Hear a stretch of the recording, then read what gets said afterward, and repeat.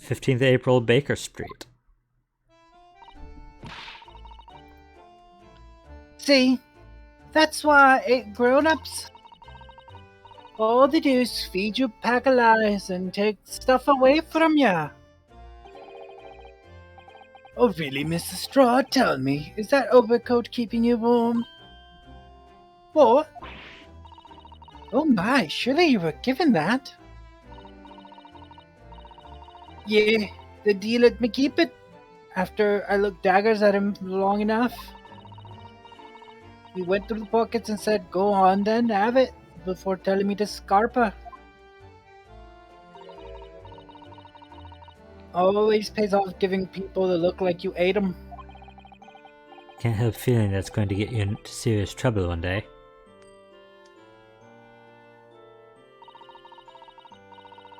I really wanted was that nice shiny disc, mind. Shit, he says now that a whole bunch of people know about the freaking entrance to the bank from the sewer, that pawn shop owner has to die. That's gonna be the case.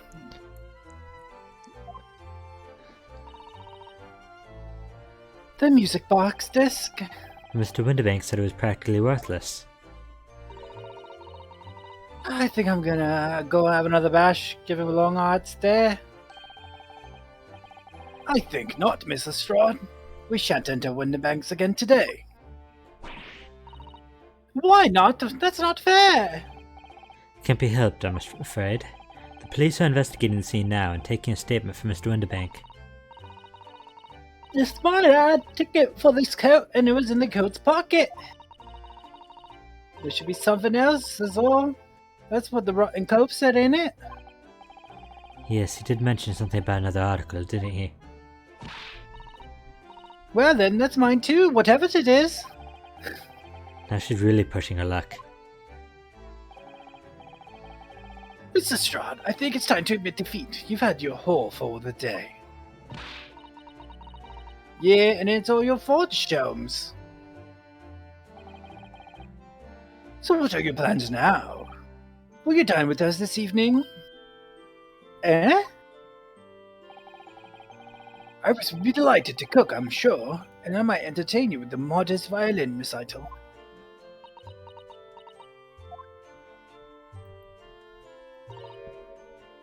No, ta. Oh. Why would I come around your place, eh? Have you lost your head or something?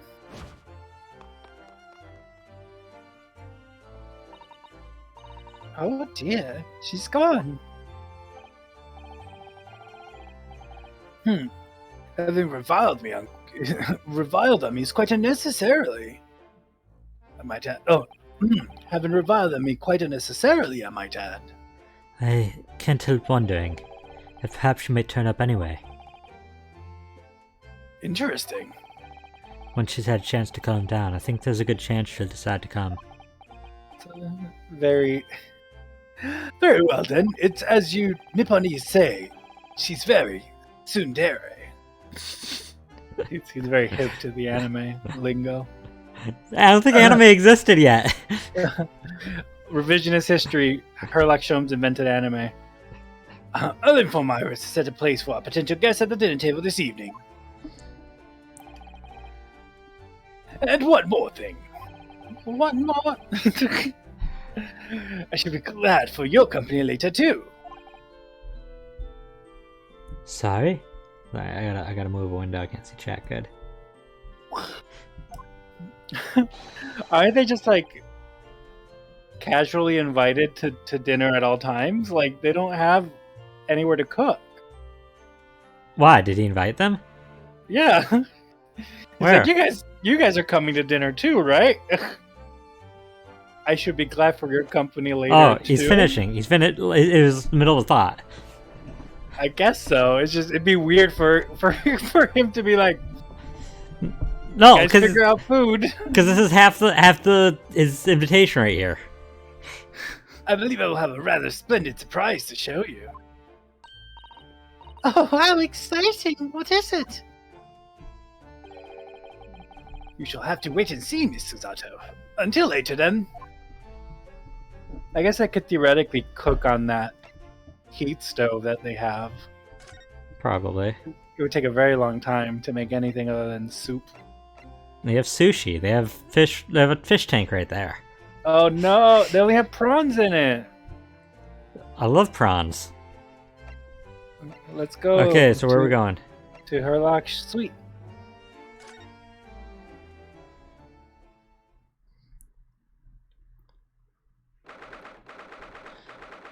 April, 3:46 p.m. Yeah, you left my screen. I don't know what happened. Uh, I mean, it's not an enormous deal. You said oh, so I wasn't sure if you had issues on your end too. yeah, well, when it does that, it pops up a little thing that covers you in the stream. So, okay.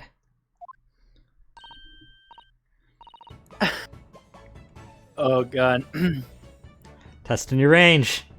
I gotta remember what it is. Susie and Bruno, come in, come in. That's Good probably close. Good afternoon, Iris. Thank you so much for breakfast this morning. Oh, don't mention it. Goodness, look at the time already. Didn't Ryunosuke still not get his bacon and eggs reheated yet? Yeah, he hasn't reheated his bacon and eggs. Yeah, he hasn't even finished his breakfast. Let him eat. Busy as always. I am. I'm preparing everything for dinner this evening. How? Like, what time is it? Didn't we just literally go to that pawn shop and come back? Just skipped. You were there for entirety, all day. Already? You're obviously cooking something special, are you? Oh, that's what it is. What? She's making a complex meal that requires her to start early. That's what's going on. Oh, yes. After all, we have a special guest joining us. Guess who it is? Go on. You'll never guess. Look at those little eyes of her shining. Oh, dear.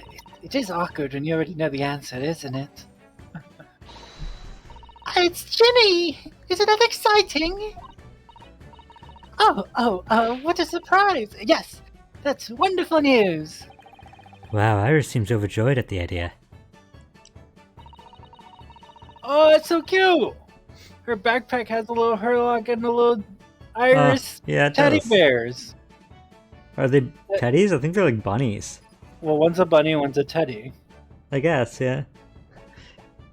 That's so cute.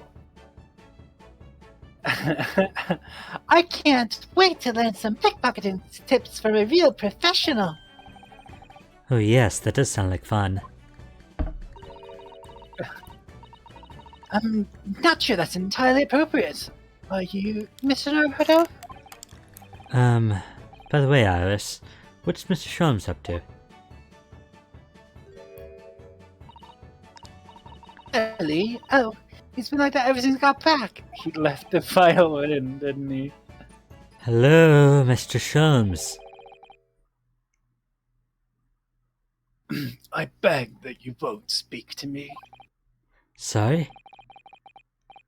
I don't know who you are, but kindly take your leave. As you can see, I am not here. I don't know how to respond to that. I do apologize, but he gets like this. He's completely oblivious to everything. Yes, I see. Really? He behaves just like a child sometimes, Hurley does. Mr. Jones and Iris have something of a parent and child relationship, don't they? Yes, except that Iris is clearly the parent here. Come to think of it, I wonder where her real parents are. What's the matter, Bruno? You have such a funny look on your face. Oh, no, it's nothing. I know what it is! Why does this girl live here with Mr. Jones, you're wondering? Am I right? How did you... hair. Oh, Bruno, I can read you like a book. Ugh, this girl is dangerous.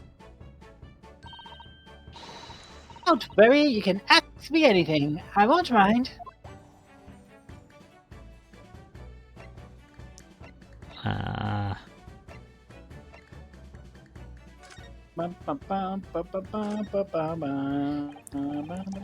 So, by Ginny, you mean Miss Lestrade, I gotta write the verse now. The young woman from the McGilded case 2 months ago, right? Yes. Who also stole my experimental smoke grenade launcher. Although, after the trial, I invited her over here and we had dinner together. And now we're the best of friends. Oh, what a lovely tale. Yes, now if I bump into her in the street, she runs away as fast as she can. Oh. And I chase after her down the back alleys. Interesting idea of friendship. And then I let her have the latest color smoke grenade I've developed. Oh. There are so many beautiful colors in the world, Ginny wants to make a whole rainbow. I suppose this means you let Miss Lestrade keep the smoke grenade launcher, have you? Yes, that's right. I'd got bored of it anyway. Hurley reacts the same way when I shoot him with it now. Poor Hurley.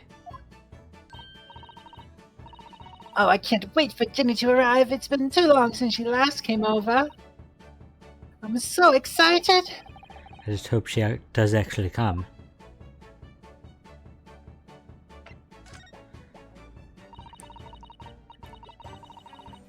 I'm sure you've been wondering why is it that I live here with Hurley, haven't you? Well, it has crossed my mind. That and where are your real parents? My mummy and daddy aren't with me anymore. Huh. Mummy passed away when I was born. And around the same time, my father... Well, he had to go to a faraway land because of one of his cases he and Hurley were working on. Oh. Wait a minute. Did you say he and Hurley? Yes. Daddy and Hurley were always solving mysterious cases together. Sorry, chatbot's being weird. She didn't mention that before. He wrote them all up in his diaries. That's what's in the metal chests over there. Really? He recorded them all? So, you mean it's true, Mr. Sholmes? Really did have a partner with whom he tackled some of his most taxing cases? Oh yes, I mean, it's always nice to have one, isn't it? So Mr. Sholmes' partner was your father? Exactly. Hurley told me I wasn't allowed to look in the chest. But that only made me want to look even more, so I opened it up. It's a dad's corpse. Oof. And you found your father's memoirs. Why would he have a corpse sitting in the middle of the room? It would have been a reference to the second Laura Bow point and click game. There's a corpse in one of these kind of lockers. Yeah. Deep cut. If anybody... I won't even. Don't worry about it. Yes, so I asked Hurley. Who wrote these? He nearly fell off his chair. But then he told me, and that's when I found out that the author of those accounts... my father. So Iris's father was Mr. Sholmes' partner.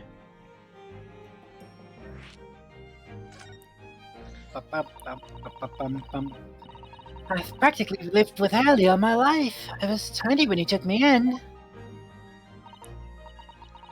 So, it came as quite a shock. When Hurley told me he wasn't really my daddy, I mean...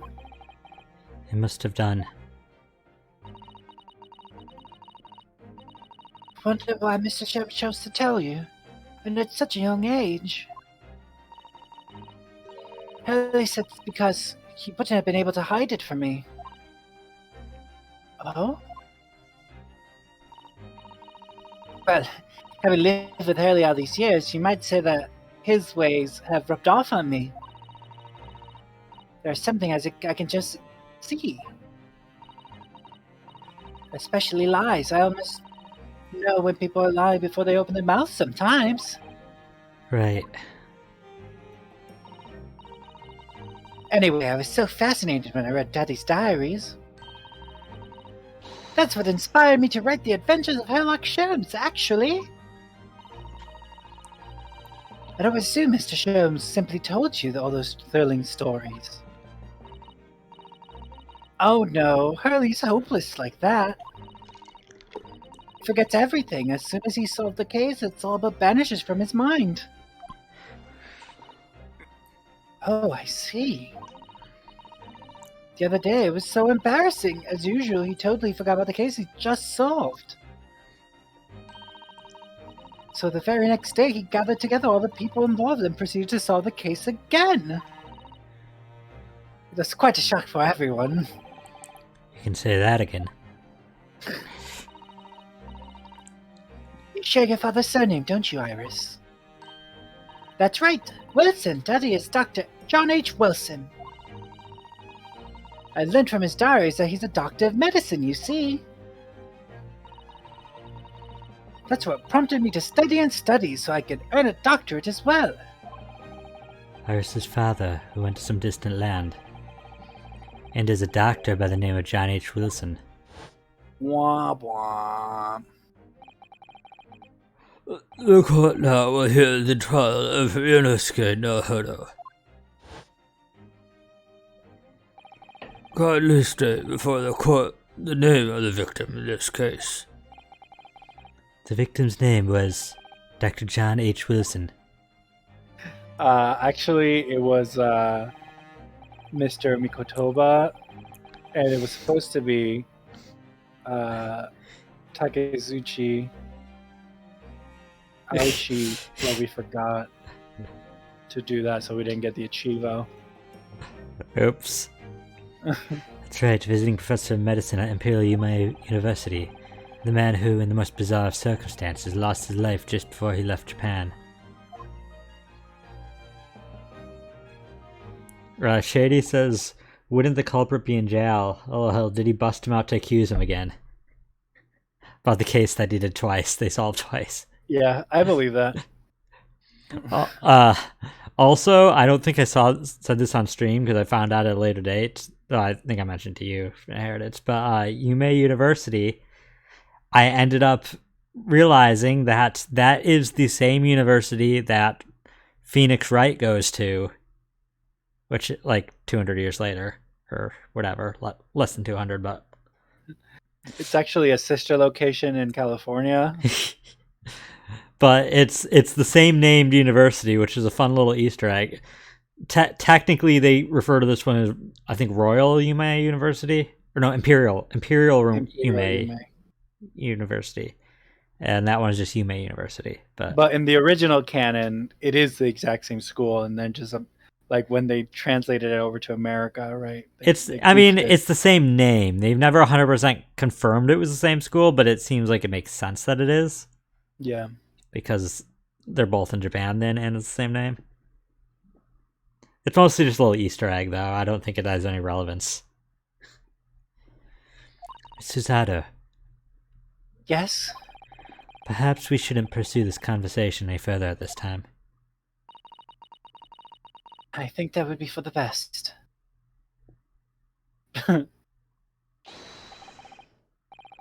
My dear fellows, how good to see you. So we're just not going to tell Irish about her father. Like, no. Yeah, why did her dad abandon her functionally? Like, to study like a poisonous South American plant in Japan? Like, I don't get it. I don't think they've established why he left. But... Oh, maybe the Reaper of the Bailey. It all comes back It was his very first case. Baroque von Zeeks. Eek! Mr. Holmes! Mr. Sholmes! Careful. Copyrights. Whatever did you not make your presence known to me before? Well, no matter now. Hoo-ha. So, how the devil are you? We've been with you for most of the day. Goodness, really? Do tell me, Mr. Sholmes, is your violin unscathed? My violin?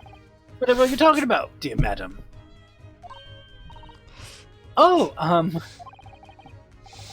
never mind that now. I have something far more interesting to show you. Behold, my dear fellows.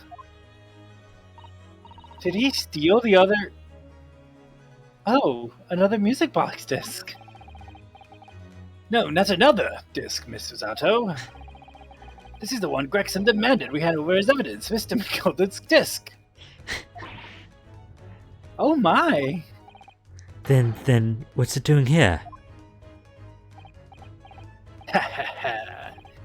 You know, at times, Mr. Naruhodo, I think that though I have an undeniable true turn for detection, I may be even more adept at larceny. God. Oh, that would be wonderfully exciting. I'd be your pickpocketing assistant. Oh my god. Shady said, is he okay in the head? Yeah, I don't know. Why was he all espresso depresso 5 seconds ago? Like, they're not gonna address that? Just because. Just because. Mood swings. I guess so. Hormones. And Reno would be our go-to lawyer if we ever got caught. Right.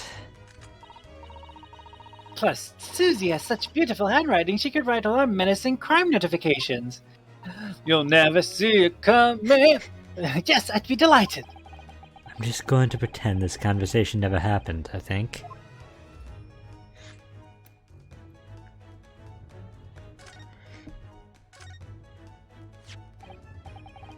I don't understand. How did that disc come to be in your possession? I thought Inspector Gregson took it back to Scotland Yard. Correct. That sort of uncompromising attitude is precisely why I always carry some of this. Oh, I get it. He made an imprint with the caramel and then casted it. That's impressive. That's a bar of caramel, Mr. Sholmes. Your one and only friend in times of loneliness, if I'm not mistaken. See, another reason why they should just sell bars of caramel at the stores again, so people can make imprints of music discs. So people can illegally obtain things they're told no. I mean, they're not stealing it, they're making a copy. Is that legal to make copies of police evidence? I don't think it is. You wouldn't make an imprint out of caramel out of your car, would you? I don't.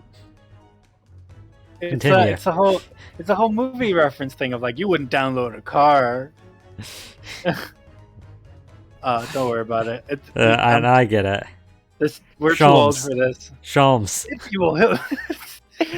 you will humor me, my dear fellows, cast your minds back to when the good detective confiscated a disc. I'll be taking that, whatever it is, McKinley down to the yard. Thank you very much. So hand it over. Oh yes, of course. Please demand something as evidence, my dear fellows. We have no choice but to capitulate. It's all yours, Inspector. For the briefest of moments, I had the disc in my hand, did I not? Yes, you did. But I still don't understand. It was at precisely that moment that I summoned my one and only friend into action. I pressed the disc into a pair of bars like this. That's amazing. See, I knew it. The disc and all the minuscule The protrusions. disc and all the minuscule protrusions have made an image in the caramel. He was reading Grunoska's mind. Indeed, this caramel is quite exceptional. I developed it myself, you know. Seemed to be slothful at making impressions, but resistant to melting. The result of a precisely controlled solution. How extraordinary! Carrying a pair of these on one's person frequently proves very useful indeed. Take a house key, for example. A simple press in its unique form is duplicated. I can enter anyone's property as well, and never without high sucrose nourishment. Yes, it sounds illegal. From the image, I was able to create this. I confess I was most curious to know what matter of music would issue from the disc when played.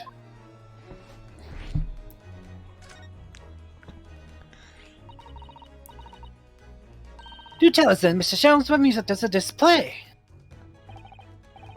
Well, unfortunately, I have no idea. No idea. None whatsoever. Are you familiar with the workings of a music box, my dear fellows? No, I'm afraid not. Goodness, you don't know, Bruno. Bum, bum, bum, bum. Inside the music box, there's a special metal piece called a comb. That's what produces the sound. Small protuberances pluck to different teeth of the comb as they rotate past it, making the different notes. The first music notes to be invented use a rotary cylinder with protuberances on it. The first music box is to be invented, but I said music boxes, it must have You- not catch boxes. you said music notes, Oh. which is amusing to me. Music notes being invented. I mean, somebody had to. Like, it meant how to write them down, that is, right? But over time, a new type of player was produced which uses discs such as these. With that development, the popularity of music boxes spread far and wide, all around the globe. Why exactly? Because the discs are easy to produce and can be interchanged to facilitate the playing of different tunes. There are a great many firms in Europe now manufacturing music boxes as a result. It is wonderful to be able to enjoy music even when no performer is present. But it is the very success of the invention that means we're now presented with an insurmountable problem. What do you mean? As you may imagine, the construction of one firm's music box does not match that of another. But we have no way of knowing in which music box this particular disc was designed to be played. There's no resolution to this problem, I'm afraid. It's quite intractable. I see. So that's why. Naturally, I tested the disc in those few music boxes I have at my disposal.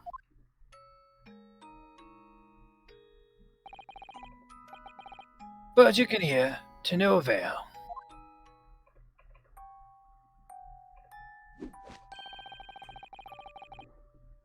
The results were equally unsatisfactory in this one.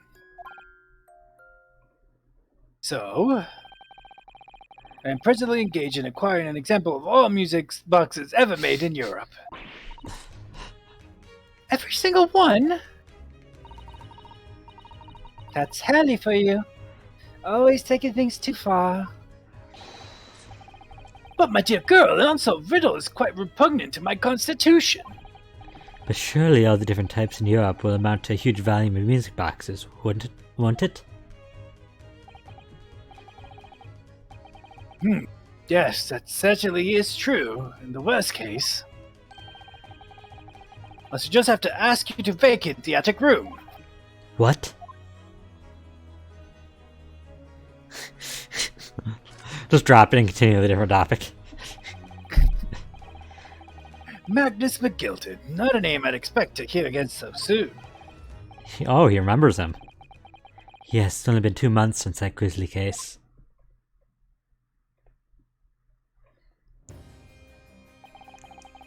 Mr. McGill had perished within hours of the trial's conclusion. Was it the curse of the Reaper? No one knows, still now. The omnibus was reduced to a pile of ash. Not a shred of evidence remained. And with the man's death, the truth about the murder and what she was so intimately involved was buried.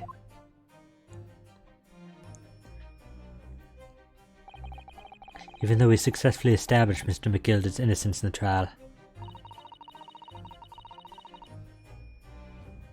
The newspapers are still claiming that it remains an unsolved case.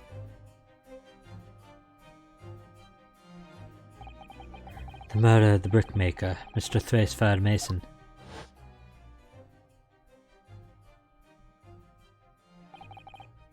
In the end, the truth of the matter remains a mystery. We still have no idea what really happened that night.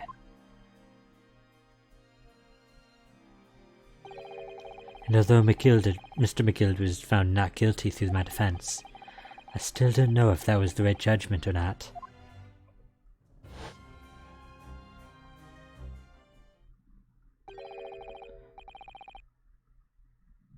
It would appear the case is not yet closed.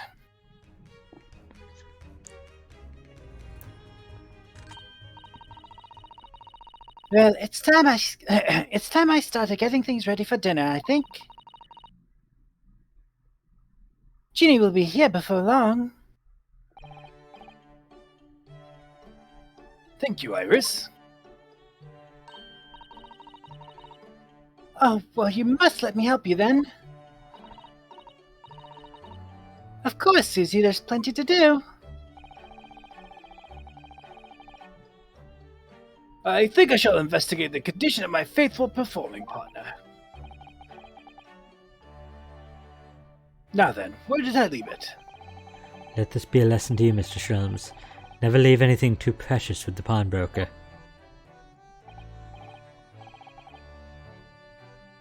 Shrums? Yes, you may be right.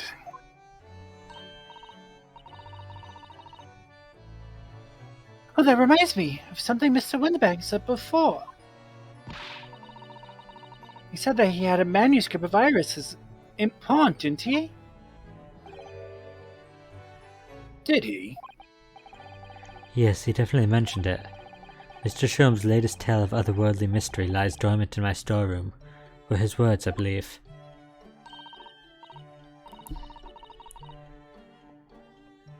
So you've heard about that, did you? I expect you were as incensed as I was.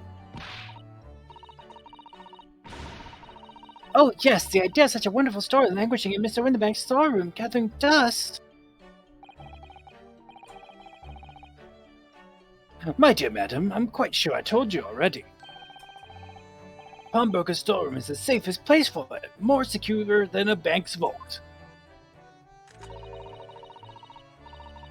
Then what about your Stradivarius, Harley? Was that safe and secure? Just a heads up, you're kind of off center a lot. Wah wah wah. I just because in the camera you kind of work like half your face is in. Am I good now? Yeah, you're good. Well, there may be the occasional mix-up. Caused by a certain impetuous someone not too far from me now. Do you have any idea how long it took me to write that Baskerville story, Hurley? Oh, it sounds so exciting, The Hound of the Baskervilles. I should love to read it.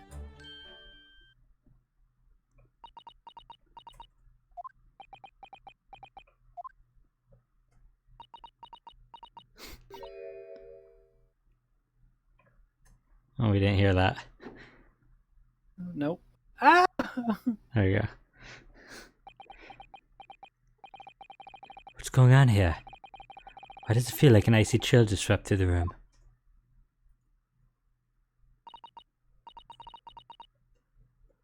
Gee, what did you say?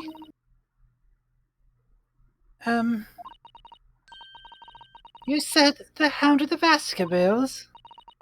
But how could you know the full title? Well, that's... That's because Mr. Zato is such a great fan of all the stories about Mr. Sholmes, of course. But Bruno, the Hound of the Baskervilles, has never been published. What? When I showed Hurley the manuscript, he told me that I wasn't allowed to publish it yet. I don't understand. That's why he said he'd keep it in safe. Until it was the right time for the story to be made public, you see? That's why the manuscript is at Windibanks. And yet, how could Susie here know its title? Well, Hurley, what's going on?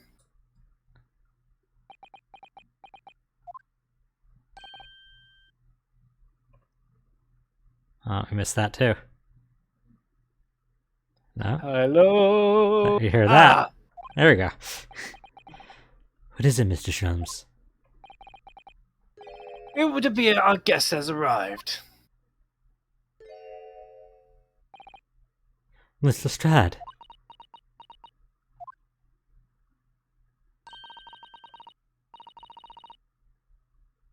This was a bad idea. I knew I weren't welcome. I'm going. No, wait, Miss Lestrade. We've all been eagerly awaiting your arrival. Haven't we, Iris? Taco? What's... what? What? Am I forgetting something? Like, how No, did we... it was awkward because How did we learn Susato... the title? That's what I'm saying. How did we learn the title? Did Susato No. just know the title? I don't remember. No, the title has not been mentioned. That the first time it was mentioned was Susato saying it just now. Ah. Yeah, how would she know that? That's the million-dollar question. I guess so. I feel like it had something to do with the telegram that she received. Oh, you remember the telegram at least. Well, that's what I'm saying. Like, I'm like, am I missing something? Did we take a peek at the telegram and she pulled it away from us? Like, We didn't see anything of the telegram. Oh, yes! Just wait there, Ginny. We'll have everything ready in a jiffy. We'll see, Shady. Come along, Susie. Right, of course. It's a pleasure to see you here, Mrs. Strott. Please, make yourself at home. Don't stand in the doorway. Oh, I see you. Oh, dear. is that your Sholmes voice? No, I was basically doing my Naruhodo voice. I was gonna say that's a very different take than me. No, that's not what I would do for Rolms. Don't stand in the doorway, my dear girl. Come along in. What say you to some meddlesome? I won't take no for an answer. Meddlesome it is, then.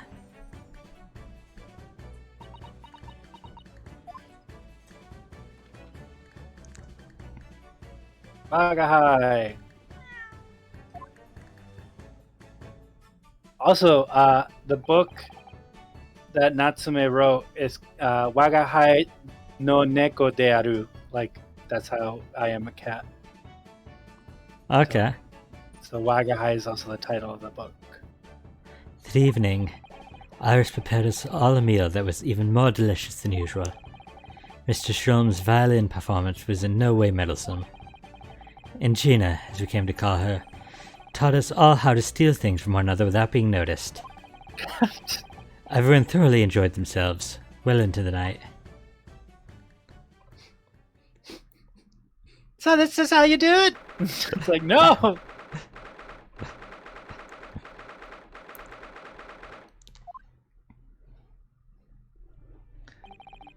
That was a very enjoyable evening, wasn't it? Oh, yes. Iris's cooking was truly divine. And I feel as though I can still hear the enchanting strains of Mr. Sholmes' violin even now. It's, canonically, it's what Mr. Crab plays in the tiniest violin in the world.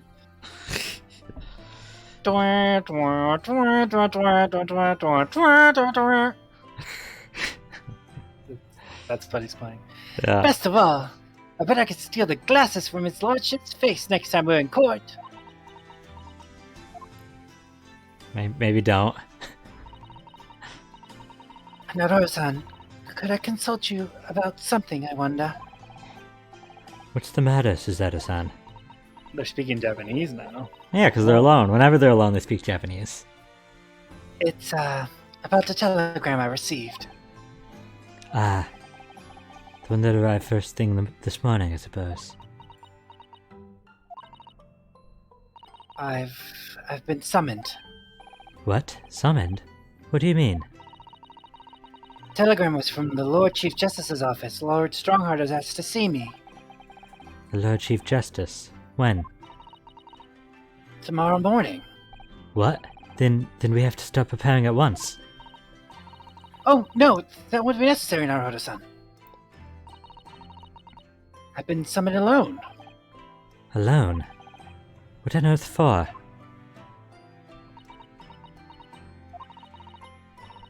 I have no idea. I suppose I shall have to find out tomorrow. What's all this about? Whatever it is making me feel very uneasy. Oh, who could that be, I wonder? Good evening, friends. Ah, Iris. Hello again. Oh, Lord. And Gina, too. Mm-mm. Too many people. Yes, Ginny's going to stay with us tonight. She's going to sleep in with me. Too many people what? Too many people that I have to voice. I know. Right now it's just like featuring the talents of ShadJV, Inheritance, and special guest Inheritance. Me, all the time. Doing subpar British women. It's unfortunately it's just in a like to split it up properly for most of the time it ends up with some parts like this. Yeah. I mean, I don't mind. I'm just like they're too similar. All these voices are gonna just start blending. Isn't that right, Ginny? Well, yeah. Shady said you've taken over the channel. You just press a button and all the background and stuff changes to reveal my slow takeover. How lovely. Let me make you a pot of tea.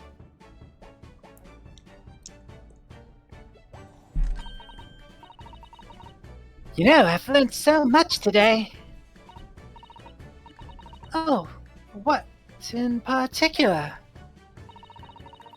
Oh, those things Ginny showed us, wasn't it wonderful? You mean all those pickpocketing techniques? We had fun trying them out on each other, didn't we? I think I've awakened a natural talent. I can earn a living from it. You might be getting ahead of yourself a little there. So what brings you up to our humble quarters at this late hour? This is giving me big Terry Pratchett energy in the Discworld series. Rich people hired thieves to steal from them because there's only a certain amount of stealing quota that you're allowed to do in a year if you're a thief. So rich people have dedicated thieves that will steal from them early in the year to reach their quota. And like this feels very much like that. How so? Like stealing is just like okay, like nobody's like maybe we shouldn't be learning how to pickpocket and we shouldn't be encouraging this kind of behavior. They're all like, no, like it's just a life skill. Just a life skill. It's Gina's job. It's good to know how to do it so you can like prevent it and stuff. Like what if somebody tries to pickpocket you? You have to be able to defend yourself by pickpocketing back. Yeah.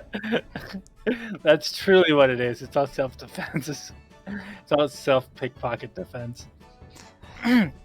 Well, you see, I came to return this. Wait, what? That's mine. Oh my! However did you... I told you, didn't I? I have a natural talent for it. Oh yes, I'd forgotten. Iris literally is a child genius. So anyway, here, you can have it back. Doesn't the implication she literally stole it off his arm? I mean, to be fair, Sholmes, like, undid the handcuffs and put them back on without them noticing. So I feel this is even crazier though, because all the way, it's like at the top of his arm. yeah. Not that I really understand why you wear it, though. Ah, thank you.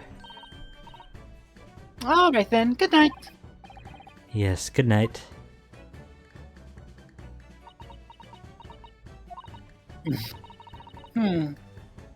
So this is your office, is it? What do you think, Ginny? I think I've just fancy me the chance of the lawyer who lives in a place like this. Yes, me too. Ouch. Seems though Iris here still has something she'd like to talk about. Suppose she probably wants to talk about the manuscript.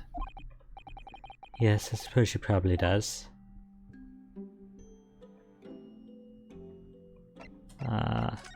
Just curious if she is here. Ginny. Gina looks very pensive over there. Oh, you're right, Gina. Ginny. I was just thinking this all. I wouldn't fancy me chancing for the lawyer who lives in a place like this. Yes, you did mention that already. Get off, did I? Well, nothing else really springs to mind, that's why. What's wrong with this room exactly? I like it. No, talk.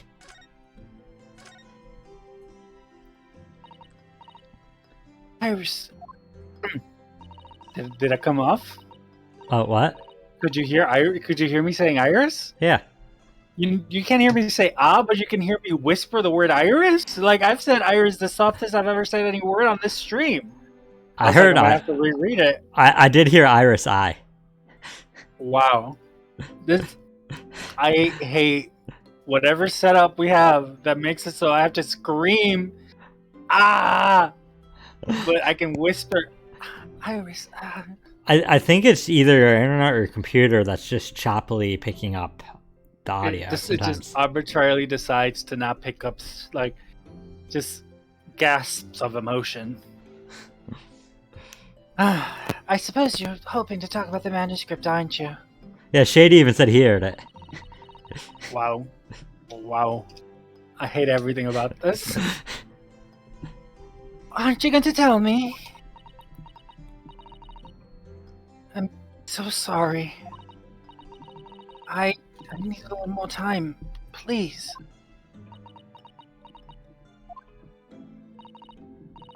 All right, I understand. I hope I haven't made you feel awkward. Oh no, not at all, Iris. Not at all. What is going on with this manuscript? What do you mean?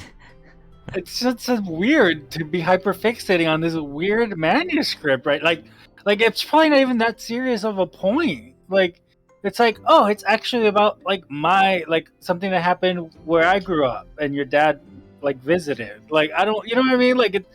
Why is this such a big deal? You know? It's a big enough deal that she's been forbidden to publish it at the moment. I know, it's just such a bizarre, weird thread to throw at this point in time in the game. Like, this is literally the last case. Of the first game. Guess so. I don't know what this is all about, really, but it's a story you made up. Is it, Iris? This mantle script or whatever you call it? It's not exactly a story that I made up. It's something I read in Daddy's diaries. Daddy's? Yeah, Shady. That's right. I don't suppose I've mentioned it to you before, Ginny, but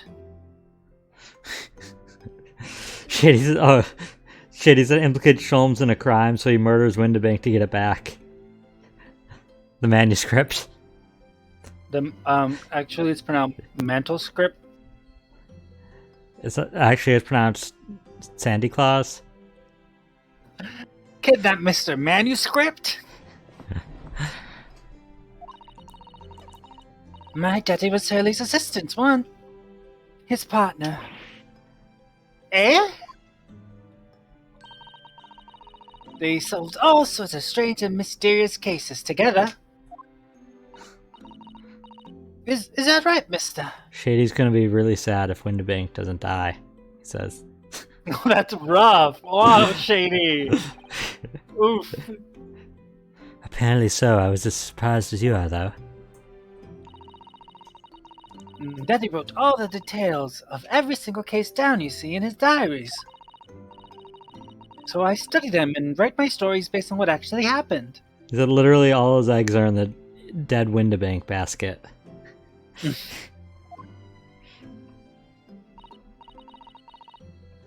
Oh, that's why that name. It's because the Hounds of the Baskervilles is the title of this case, isn't it? No, the title of this case is The Adventure of the Unspeakable Story. Oh, was the Hound of the Baskervilles the last case? No, there is no case called that. It showed that on the title screen.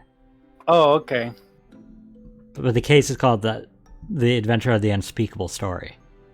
Oh yeah. The little picture book was of the Hound of the Baskervilles. It was the dog. Yeah. Got it. I'm like, why is it so like in the forefront of my head? Okay, either way.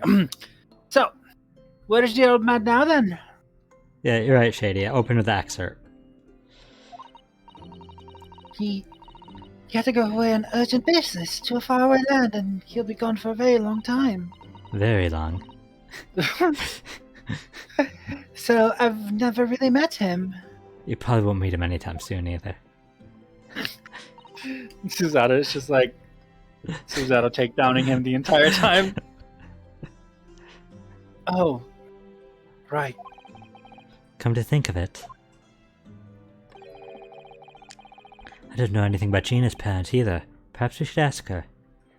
I don't know. I feel like asking an orphan about their parents is not something you should necessarily just willy-nilly do. Yeah, this is like real Honey Rough Cheerios territories. Before we finish there, maybe it wants us to talk to Gina. You know how much I struggle to say the name Gina. Like, I know that you know why, but like, oof, every time. I've realized I don't know anything about your parents, Gina. I ain't got any, have I? Never did have. Oh. Look, East is full of orphans like me. No one wants nothing to do with us from the minute we're born, not even our moms.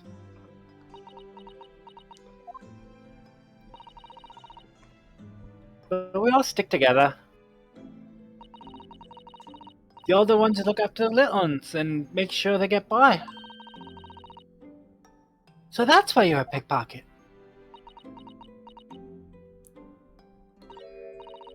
Nah, dive into my life. I love it. I get a kick of it every time I lift some pompous idiot's purse. And that's how we all afford to eat. I'm like writing, then that's how I sees it. Oh, Gina. I do think about it sometimes. What be like to have parents, I mean. I always thought that'd make everything right. But I've been listening to what Irish just said. Sounds like having parents ain't always easy either. Oh! I mean, if you know you've never had them, you don't feel like you're always wanting to meet them. True.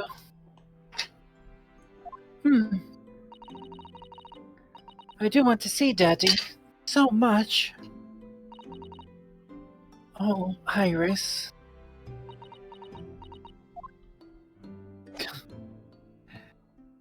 Taco. So let's keep up with the awkward conversations. Now the manuscript you probably don't want to talk about. Iris, this Hound of the Baskervilles story. I take it that's another tale inspired by our father's accounts? That's right. I thought it was fascinating. But it's different somehow from the other cases, I mean. Oh, how? I don't really know, but it must be special in some way. Because after I'd written it, I showed the manuscript to Harley.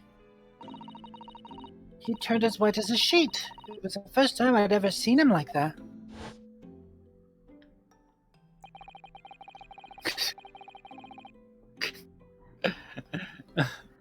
It's like that anime moment where one voice actor speaking to himself has two different characters. It pains me to have to say this after you've toiled over it for so long, Iris. But this story must not be published at this time, under any circumstances. But why not? It's one of my best works. I am not at liberty to say, not now, so please do not ask me.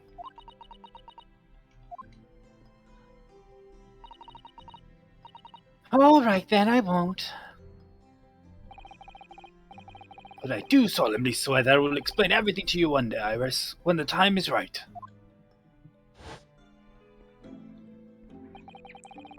And that's how the manuscript came to be with Mr. Winterbank, isn't it? Yes.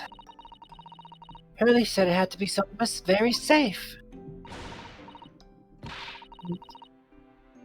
That really gets my goat, that does. He really treating you like a child. I mean, that's what it is, keeping secrets like that. It's mean. Yeah. I'm sure Mr. Sholmes isn't trying to be mean. Eh? If he said he wasn't at liberty to talk about it, I'm sure there must have been a very good reason. I think so too.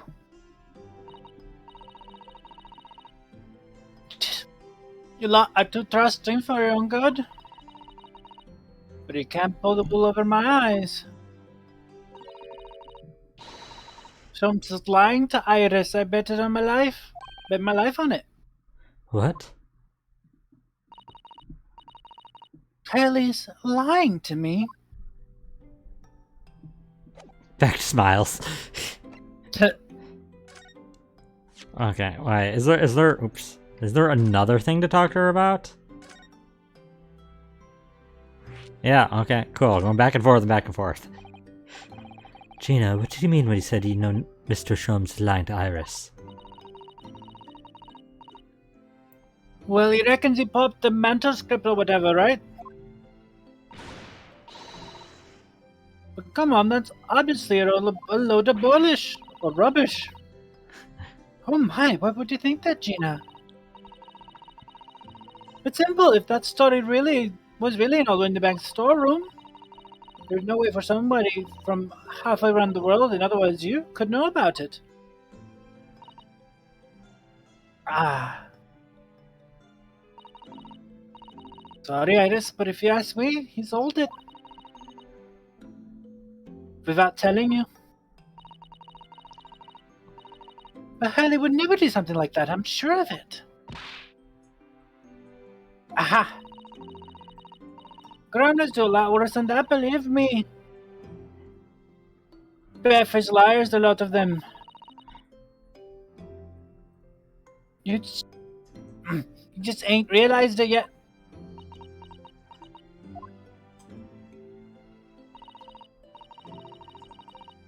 I'm telling you, the mental script at the Winterbanks, you'd soon see it if you had a look. Even if you think you can trust them, I don't touch them to lie like the rest of them.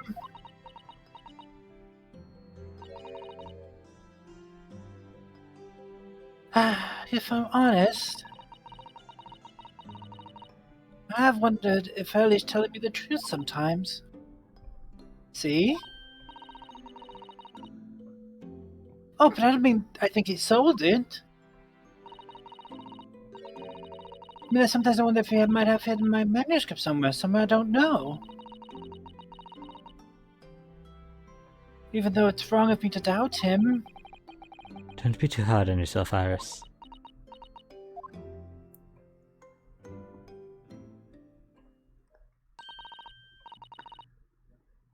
My goodness, look at the time! Come along, Ginny. We should go back downstairs. Yeah, alright. And please, don't mention any of this to Hurley, will you? No, of course not. Good night then, Iris. Good night, Gina. You must let me make breakfast for you tomorrow morning, I insist. Oh, yes, please, I can't wait, Susie. Good night, then.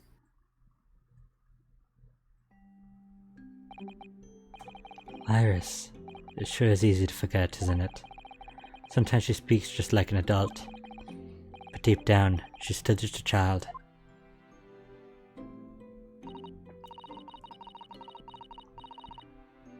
Well, I think it's time that I turn in for the night too, Miss Naruto-san.